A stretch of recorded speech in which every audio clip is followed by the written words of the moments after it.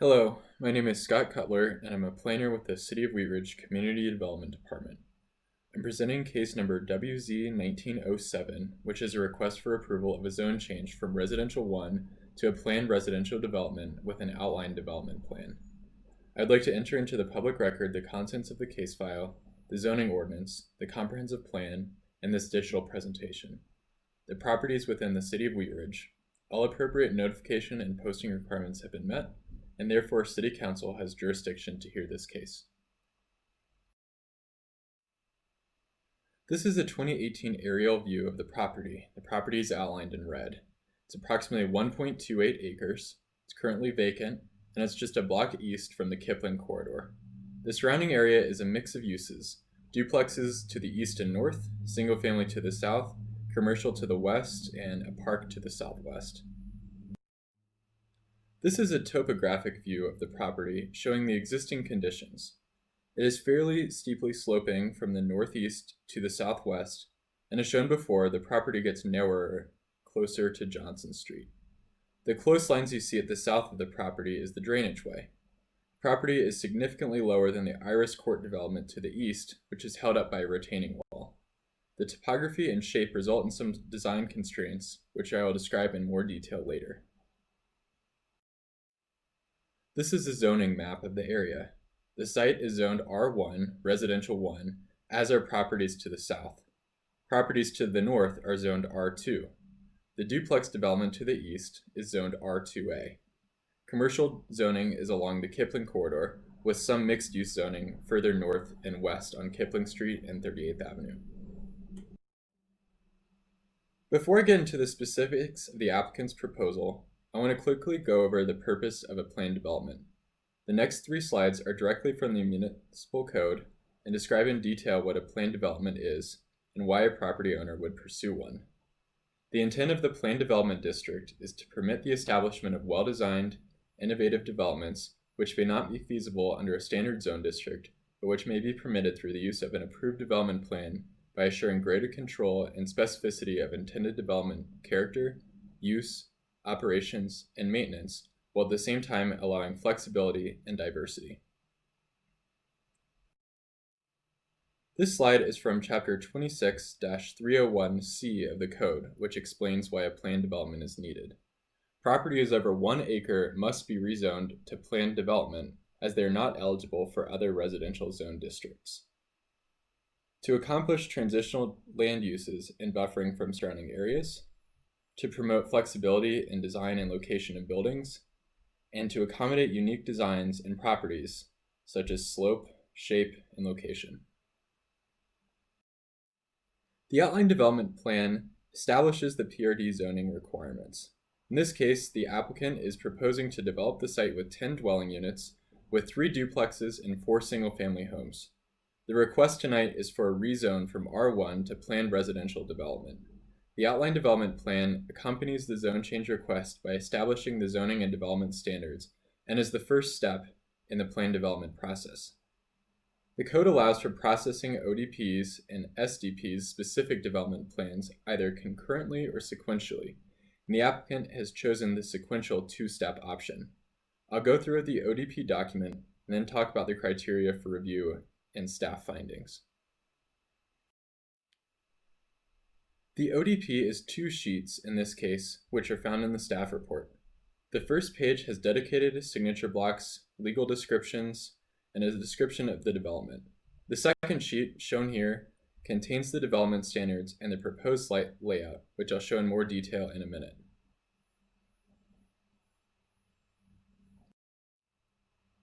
This table summarizes the development standards that are proposed on sheet 2 of the ODP. For permitted uses, the applicant has proposed duplexes and single-family primary uses. No accessory buildings or RV parking will be allowed, which is not the case in standard zone districts.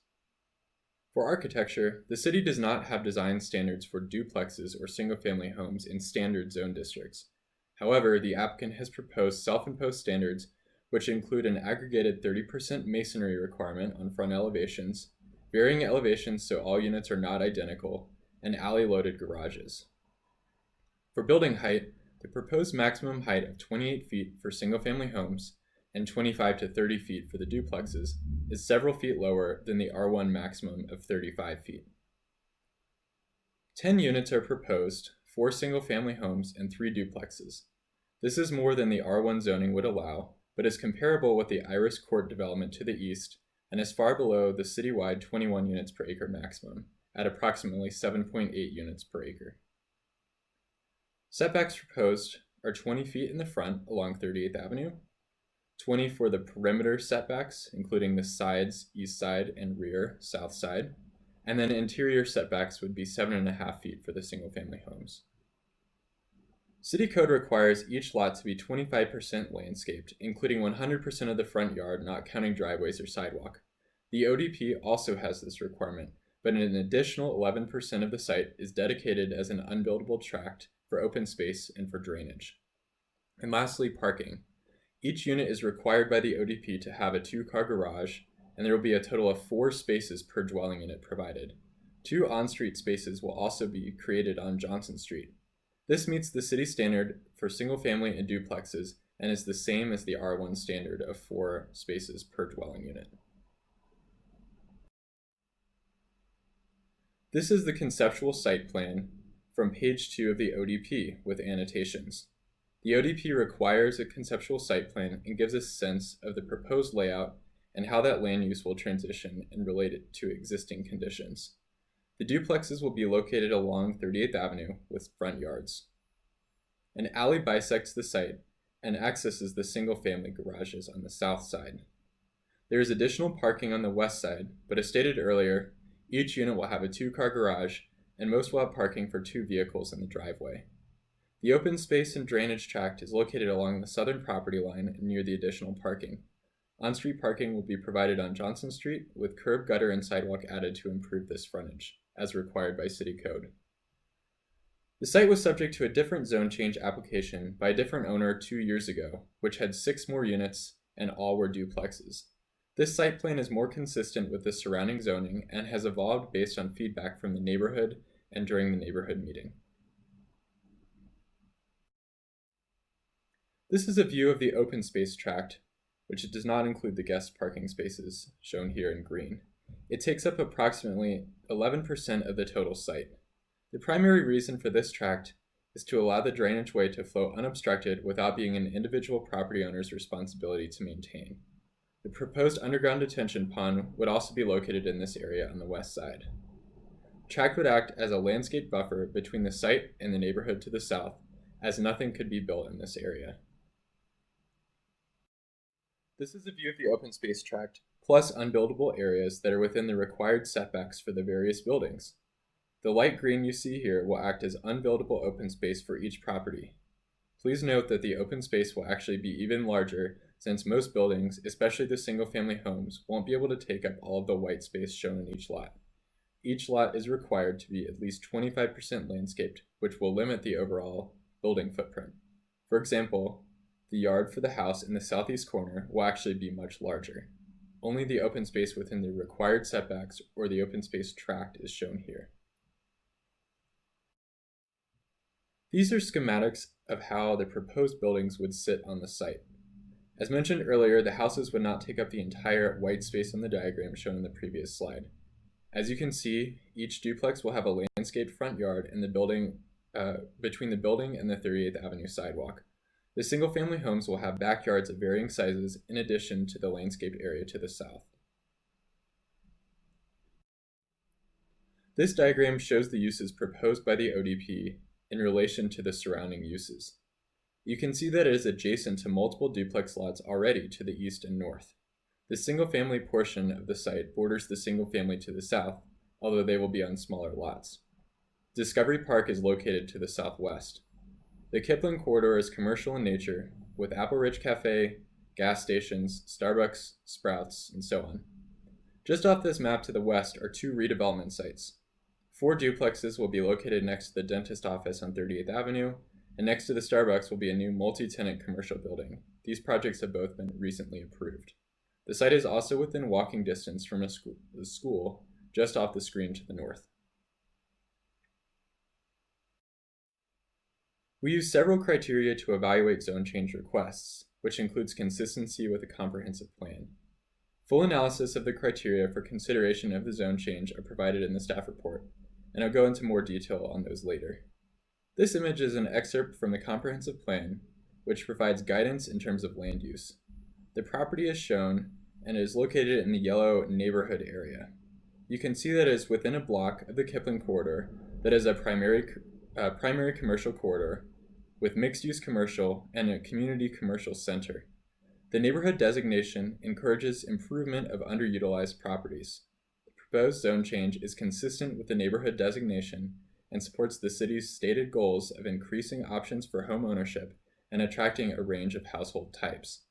Large portions of the city designated as neighborhood contain duplexes, and this application is found to be in full compliance with the comprehensive plan in terms of density. It acts as a transition from the higher intensity Kipling corridor on the west to the duplexes and single-family neighborhoods in the area. City Council is compelled to review zone changes against the criteria found in the City Code. These criteria are found in Section 26-303D, and all zone changes for planned developments must comply with these criteria. They must not have an adverse effect on the surrounding area. The development cannot be feasible under another zone district due to waivers or variances required. Adequate infrastructure must be available or can be installed at the developer's expense. And the zone change is in conformance with the city's comprehensive plan goals, policies, and objectives. As a requirement of the zone change process, a neighborhood meeting was held on October 3, 2019 at City Hall. 18 people attended the meeting, and the notes from that meeting are included in the staff report. Since Wheat Ridge is not a full-service city, we sent the application on referral to outside agencies, including fire, water, sanitation, and Excel, as well as completed an internal review. We did not receive any concerns or objections from outside agencies. On February 6, 2020, Planning Commission reviewed this request and recommended approval. The minutes and staff report are available on the Wheat Ridge Speaks website. Before the hearing, the property was posted for 15 days and letters were sent to property owners within a 300-foot radius. Comments collected on Wheat Ridge Speaks will be reviewed by the City Council and entered into the public record as official public comment. Staff believes the zone change request meets the criteria. It allows for a compatible and transitional land use, it complies with the comprehensive plan, and it provides opportunity for reinvestment. The area has long included a mix of housing types, and this project will add to the diversity of the area. Ultimately, staff is recommending approval of the request.